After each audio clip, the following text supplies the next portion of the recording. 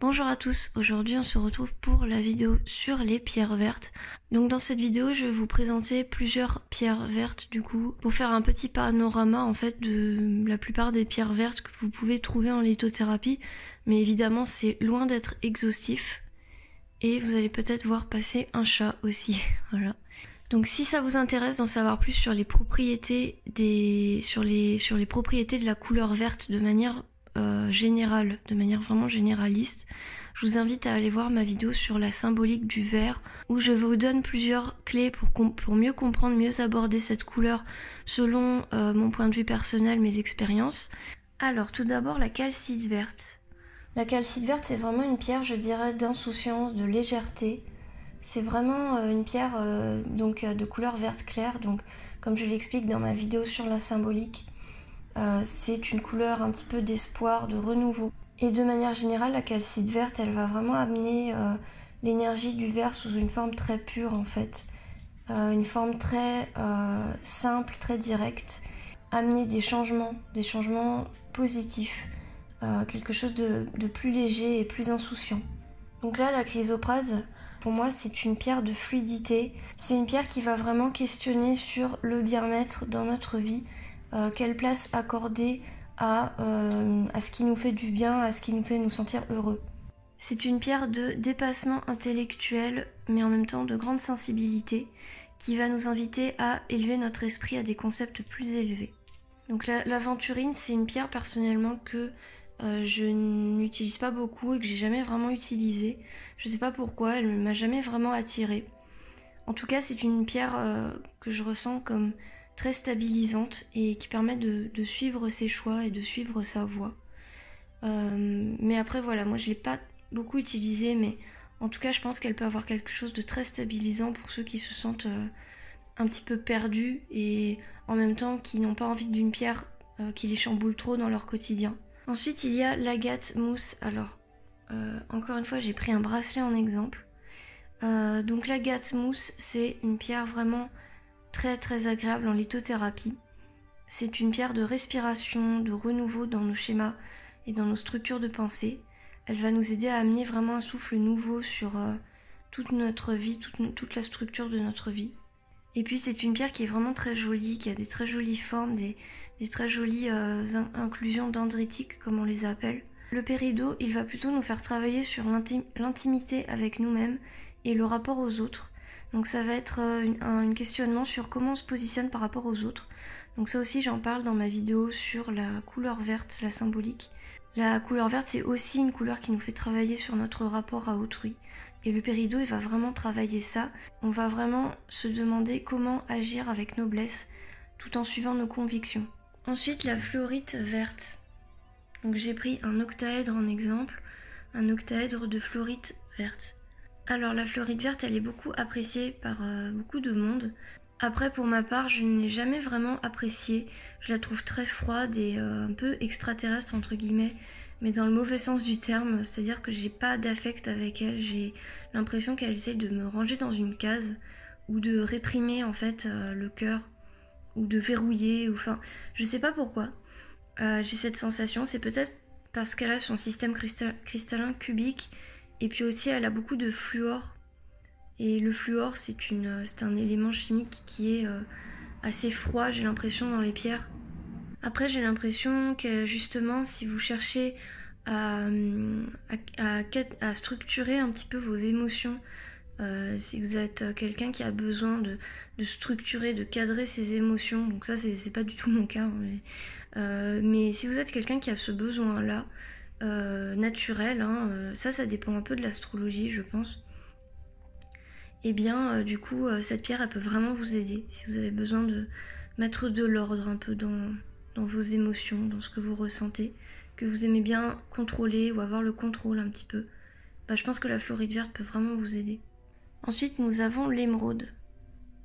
Alors l'émeraude c'est vraiment une pierre verte qui est très intéressante et qui est une des plus connues puisque c'est considéré comme une pierre précieuse. Donc l'émeraude c'est un béryl vert et comme tous les béryls elle va être assez radicale dans son action, c'est-à-dire qu'elle fait vraiment pas de concessions, enfin en tout cas c'est comme ça que je le ressens personnellement. C'est-à-dire qu'en fait, elle va nous pousser à laisser s'exprimer notre vérité intérieure. Elle va vraiment ouvrir les portes et chercher au fond de nous-mêmes ce qu'on réprime pour le faire ressortir, qu'on le veuille ou non. Donc ce qu'on veut cacher ou dissimuler, elle va nous le montrer et elle va le montrer au grand jour. Donc du coup, on a une grande fidélité envers nous-mêmes, mais par contre, c'est au sacrifice de ce qui est attendu de notre part et elle va donner une grande confiance en soi et en notre vérité personnelle. Ensuite, il y a la fameuse Moldavite. Alors la Moldavite, j'en ai fait une entière vidéo à son sujet, donc si ça vous intéresse, je vous invite à aller voir ça. Après voilà, c'est pour résumer, dans cette vidéo, c'est une pierre d'éveil spirituel total pour moi, une pierre de guérison et de synchronicité. Et si elle vous appelle, je pense que ce n'est pas pour rien. Et puis si ça vous intéresse, je ferai une vidéo à son sujet prochainement. Une vidéo sur un petit peu toutes ses caractéristiques. Ensuite, nous avons la palasite. Alors, la palasite, c'est une météorite. Et pourquoi je la mets avec les pierres vertes? Pourquoi je la mets avec les pierres vertes? Eh bien, c'est parce qu'en fait, elle a des cristaux d'olivine à l'intérieur. Donc, en fait, l'olivine, c'est vert normalement. Bon, là, ça tire un peu vers le jaune, mais c'est catégorisé dans les pierres vertes. Donc, j'avais envie de la mettre dans cette vidéo. En tout cas, du coup, pour moi, c'est vraiment une météorite très intense. C'est-à-dire que c'est-à-dire qu'elle va vraiment nous déconnecter, nous chambouler. C'est une pierre qui peut vraiment aider au voyage astro. Jusque-là, j'avais jamais osé vraiment l'utiliser, mais du coup récemment je l'ai fait et c'est vrai que ça m'a beaucoup retourné, j'ai envie de dire. Il y a eu beaucoup de leçons, mais sans rien pour les ancrer et les assimiler. Donc je pense que cette pierre, elle est bien avec une pierre d'ancrage, si vous en ressentez le besoin, pour stabiliser un peu tout ça. Pour ma part, elle me rendait un peu agitée, il y avait vraiment une énergie très forte, quoi. Je pense qu'il faut prendre aussi un temps pour stabiliser ces énergies et les adapter à nous, en fait. Donc prendre un temps pour se connecter à la pierre, vraiment. Ensuite, il y a l'héliotrope, aussi appelé jaspe sanguin. Donc avec le jaspe sanguin, ou l'héliotrope du coup, j'ai vraiment ressenti une certaine chaleur, une vitalité, et en même temps il y a cette énergie introspective du vert foncé qui va ancrer et canaliser tout ça. C'est vraiment une pierre d'introspection et de réflexion sur nos forces et nos talents cachés. C'est une pierre qui va aussi faire ressortir notre instinct et nos forces de préservation.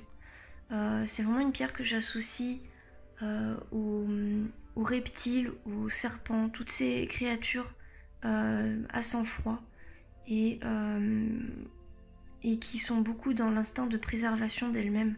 Et c'est vraiment cette énergie-là que j'ai sentie avec le jaspe sanguin.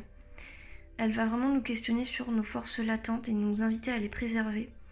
Elle est aussi bien pour se reconnecter à soi, pour retourner à son camp de base derrière nos défenses. Et voilà, c'est vraiment une pierre de préservation, de retour à soi, dans notre zone de confort. Ensuite, la malachite, la fameuse malachite, donc celle-là, elle est très connue et elle est beaucoup utilisée, surtout pour les douleurs du corps. Et au niveau de ses propriétés plus psychologiques, elle fait ressortir l'émotivité en nous, en fait. Et toutes nos blessures, du coup, qui sont liées à ça, qui sont liées à nos émotions. Pour ceux qui ont du mal à comprendre ou à exprimer leurs émotions, ça va vraiment aider et faire ressortir notre empathie. Elle va nous inviter à développer notre meilleure version de nous-mêmes d'un point de vue sensible et émotif. Elle va nous connecter à nos émotions, mais du coup il faut faire attention pour ceux qui sont un peu trop empathes, parce que du coup elle fait beaucoup ressortir l'émotivité. Ensuite, la garnierite. Donc ça, c'est une pierre un peu coup de cœur pour ma part, hein. C'est une de mes pierres préférées, je pense. En fait, c'est une pierre qui va nous inviter, selon moi, à trouver notre vérité, notre chemin. Et surtout, elle nous invite à être indulgents envers nous-mêmes. C'est vraiment avant tout une pierre apaisante qui va régénérer en cas de fatigue et de surmenage. Ce qui m'arrive très souvent d'ailleurs. Donc c'est vraiment une pierre cocon, une pierre un peu pour se faire du bien, pour se prendre soin de soi. En même temps, elle va vraiment calmer les émotions. Elle va pas exacerber nos émotions comme peut le faire par exemple le quartz rose. Quartz rose qui fait un vrai travail, hein, mais Là, ça va être plutôt une pierre qui va apaiser les émotions. Donc ça aussi, j'en ai fait une vidéo, j'en ai fait une fiche, donc si ça vous intéresse, je vous invite à aller voir ça. Ensuite, j'avais envie de parler d'une pierre qui n'est pas très utilisée en lithothérapie. C'est pas une pierre qui est forcément très utilisée, c'est le grenat uvarovite. Donc c'est vraiment une pierre très intéressante parce qu'elle est assez puissante, assez forte. C'est un grenat du coup qui est vert, hein. Il y a plusieurs types de grenats verts avec plusieurs noms. Donc celui-là pour moi il va vraiment aider à trouver notre vérité, à trouver les mots justes et à parler avec le cœur et suivre les élans du cœur. Ensuite on va parler d'une pierre un petit peu plus posée, un peu plus simple, c'est l'agate arbre. L'agate arbre c'est une pierre que j'apprécie tout particulièrement, j'en avais déjà parlé dans de précédentes vidéos. Donc déjà elle est assez jolie, elle a un visuel assez reposant je trouve, et pour moi c'est vraiment une pierre qui peut aider au sommeil, à avoir un sommeil plus profond, plus reposant. C'est vraiment une pierre de régénération, de relaxation et de repos, et donc je pense qu'en cas d'insomnie elle peut vraiment aider. Ensuite il y a la tourmaline elbaïte. La tourmaline elbaïte c'est une tourmaline qui est à la fois rose et verte. C'est-à-dire rose sur une partie et verte sur l'autre. Ça nous permet d'agir avec la noblesse du cœur, un petit peu comme le péridot. Elle va nous inviter à réfléchir à ce qui est juste et noble de faire en fait. Qu'est-ce qu'il faut faire? C'est une pierre qui va nous interroger sur nos valeurs personnelles. Et c'est une pierre que je trouve qui se rapproche beaucoup des énergies de la balance, du signe astrologique de la balance. Et elle va vraiment nous inviter à suivre notre boussole intérieure. Ensuite, la séraphinite. Alors la séraphinite, c'est aussi une pierre qui est très appréciée en lithothérapie. Déjà, elle est vraiment très jolie avec un peu ses motifs ailés. C'est vraiment une pierre très contemplative hein, qui est très agréable à regarder. Et, elle a des très jolies formes, surtout quand elle est polie en fait. Donc pour moi la séraphinite c'est une pierre d'élévation, d'inspiration spirituelle. Par contre elle a un côté un petit peu foufou, pas vraiment foufou mais plutôt on risque de s'éparpiller en fait dans nos idées, nos projets. Elle va activer un certain dynamisme aussi, un dynamisme de l'âme, nous inviter à trouver des solutions, des nouvelles idées. C'est vraiment une pierre qui apporte un souffle de renouveau afin de pouvoir se libérer des anciens schémas pour aborder la vie avec un regard neuf. Ensuite le jade néphrite, alors j'en ai pris un bracelet en exemple. Donc ça c'est une pierre que j'apprécie beaucoup pour ma part. Dans les traditions orientales elle est associée au yoni. Le yoni c'est l'espace sacré, c'est le bassin. C'est un peu là où on stocke un peu toutes nos douleurs en fait, émotionnelles. Donc c'est une zone énergétique qui est très importante. Donc le jade néphrite il va nous permettre de travailler sur ça. Il va nous permettre de travailler sur notre assise émotionnelle et aussi la conscience de notre propre valeur. C'est un pansement en fait sur soi-même le jade néphrite. Elle va nous apprendre à comment être plus juste envers nous-mêmes. C'est aussi l'apprentissage du respect de soi. Retrouver son équilibre en se respectant et en donnant de la place à notre existence personnelle. Ensuite, l'amazonite. Alors, j'en ai quelques pièces. J'ai envie de vous montrer un petit peu celles que j'ai qui sont intéressantes et qui sont cristallisées. Donc celle-ci, c'est une amazonite cristallisée. Donc c'est une pierre que j'apprécie énormément sous sa forme cristallisée, notamment quand elle est associée au quartz fumé. Je trouve ça vraiment magnifique cette association. Donc l'amazonite, c'est une pierre qui va nous permettre d'accepter ce qu'on ne peut pas contrôler. Tout ce qui est contrariété, contretemps. Associé à une pierre plus spirituelle, je pense que ça peut être un très bon soutien pour le deuil et tous les processus de changement qui sont assez brutaux et qui demandent vraiment des modifications de notre mode de pensée. Des choses qu'on ne peut pas contrôler. Des choses qui s'imposent à nous et qui nous font souffrir. C'est une pierre qui va nous aider à accepter la douleur. Et je pense qu'avec un spinel noir ou un quartz fumé, elle va permettre une introspection maîtrisée. Donc là par exemple sur cette petite amazonite brute, on peut voir qu'il y a une association avec du quartz fumé. Une association naturelle du coup. C'est une pierre qui va nous inviter à accepter, à l'acceptation, à accepter d'accepter aussi. C'est une pierre de lâcher prise qui va permettre des méditations douces et qui va permettre de calmer le brouhaha mental et de se concentrer sur la simplicité de la vie et nous permettre aussi de voir la beauté dans le quotidien, dans les choses les plus simples. Ensuite, il y a l'unakit qui est une pierre qui est un peu connue mais en même temps assez méconnue, je trouve. On n'en parle pas très souvent et en même temps c'est une pierre qui est très intéressante. Donc selon moi, l'unakit c'est une pierre très stabilisante, très ancrante aux émotions. Elle va ancrer les émotions et nous enraciner en fait, mais à un niveau, voilà, un niveau du cœur en fait. Donc pour moi, l'unakit c'est une pierre qui est très stabilisante et ancrante. C'est une pierre d'enracinement, sauf que du coup elle va agir aussi au niveau du cœur en fait, c'est pas seulement au niveau de l'ancrage. Donc je pense que c'est une très bonne pierre d'ancrage pour ceux qui n'aiment pas les pierres marron, qui les trouvent un peu trop lourdes. Celle-là, elle offre un bon compromis. Et puis enfin, il y a l'apophilite verte. Alors l'apophilite verte, c'est une pierre, de manière générale, l'apophilite, selon moi, c'est vraiment une pierre de clarté, de lucidité dans nos émotions. Elle permet d'y voir plus clairement, de voir plus clairement ce qui est à travailler en nous. Et dans sa couleur verte, elle va apporter, je pense, ça va apporter une grande douceur à cette pierre. Et ainsi, elle va nous permettre d'avoir un point de vue objectif sur notre vérité intérieure. Et puis aussi, j'ai failli oublier la turquoise, évidemment.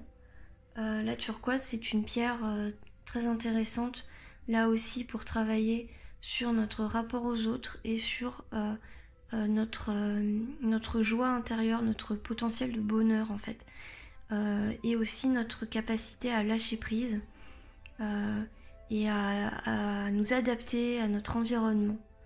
Donc c'est un petit peu comme l'amazonite, sauf que là, il va y avoir quelque chose de plus joyeux et de plus actif, j'ai envie de dire, avec la turquoise. Donc voilà, c'est tout ce dont je voulais vous parler. J'ai pas parlé de toutes les pierres parce que y en a que je n'ai pas eu vraiment d'expérience avec elles, donc je préfère ne pas en parler. Par exemple, il y a la pyromorphite là-bas. Là. Ici. Donc celle-ci, j'ai ressenti quelque chose d'assez introspectif et c'était rigolo parce qu'en fait, après j'ai vu qu'elle contenait du plomb, je suis allée chercher un petit peu. Et ça, je ne le savais pas à la base. Donc je suppose que c'est pour ça que j'ai ressenti ce côté très introspectif. Et c'est une pierre qui ne m'attire pas spécialement, je sais pas pourquoi. Elle me rebute franchement, la pyromorphite. Et puis il y a aussi l'opale verte là-bas. Mais pareil, je n'ai pas eu vraiment d'expérience avec elle. Donc je préfère ne pas trop en parler. J'ai ressenti quelque chose de très extraverti en fait avec l'opale. Mais après j'ai pas ressenti d'effet particulier personnellement. Donc voilà, ça après ça dépend vraiment de chacun. Moi je vous parle de mes ressentis dans ces vidéos parce que je sais que c'est ce que vous appréciez. J'espère que cette vidéo vous aura plu. N'hésitez pas à me laisser en commentaire vos expériences avec ces pierres. Et puis n'hésitez pas aussi à me retrouver sur ma boutique minerasure.com où je propose certaines de ces pierres à la vente. Et puis si j'ai oublié certaines pierres, n'hésitez pas à le mentionner. N'hésitez pas à partager les vôtres et à partager d'autres pierres vertes. Merci à tous de m'avoir regardé et je vous dis à bientôt sur la chaîne. Salut!